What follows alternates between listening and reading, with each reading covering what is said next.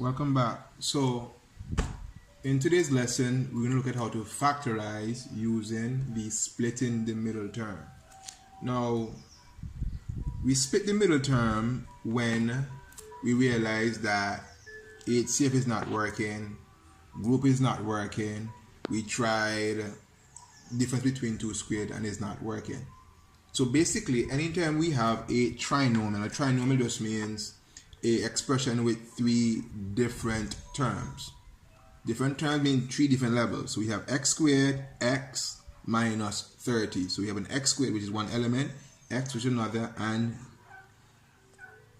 30, which is a whole complete another term. So you might be pondering, how do I split the middle term? Now, alright, so we split the middle term by first multiplying the first number by the last number. So we know that in algebra, when there's a variable by itself, there's a 1 in front of here. So we're going to say 1 times minus 30, and we get minus 30. Now once we have done that, now we're going to find factors of minus 30.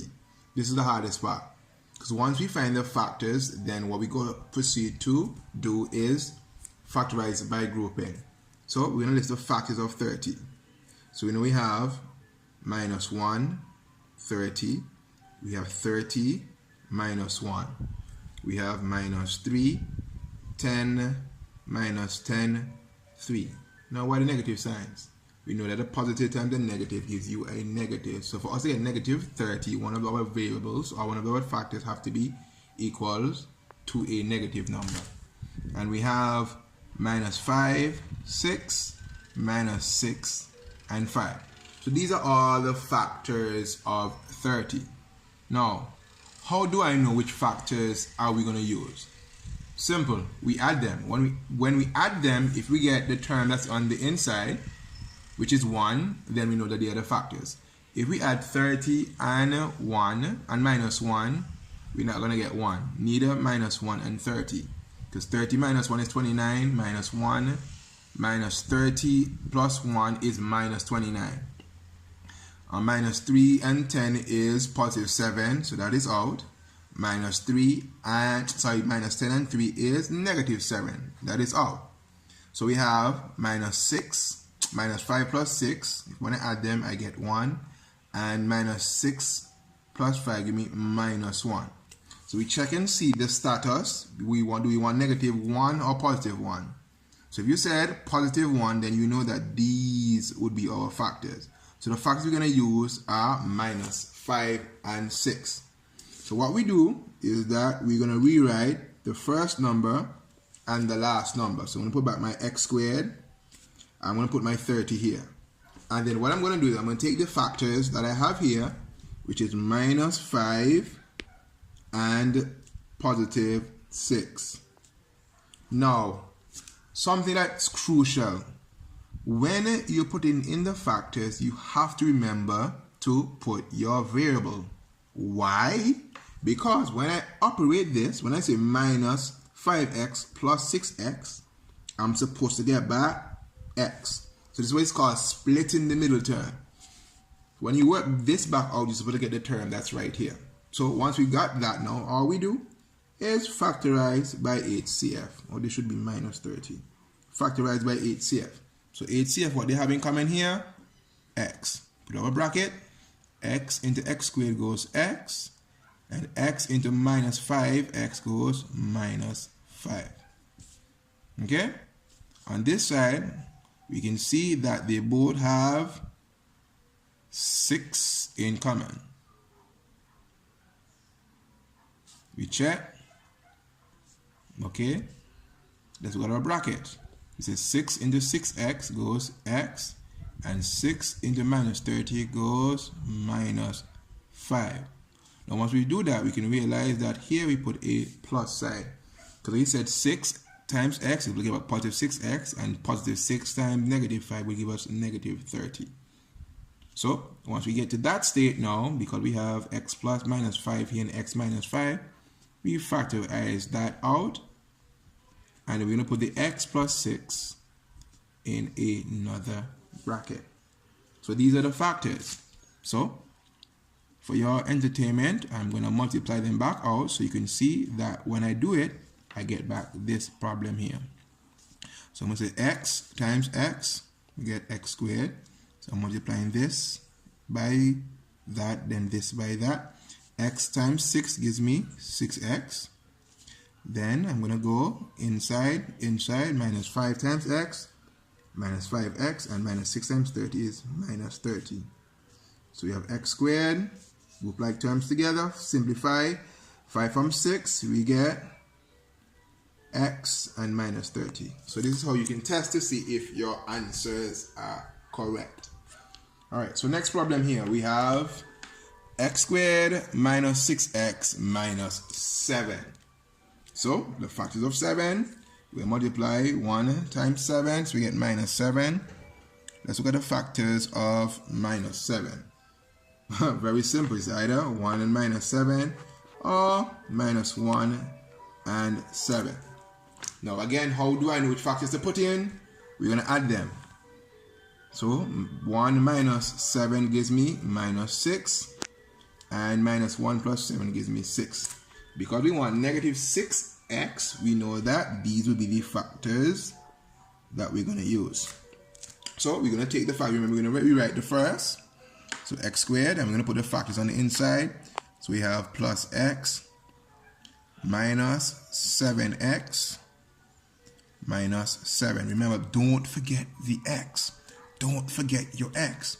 When you operate these two terms together, you're supposed to get back minus 6. So you can just put 1 and 7. Because 1 minus 7 is 6, and that is not the same as 6x. And then we're going to factorize by grouping. So HCF, x. So you have x plus 1 here. This has a 7, that has a 7, and both have a minus sign. So x and negative 7 to negative 7 goes positive 1, and negative divided by negative is positive.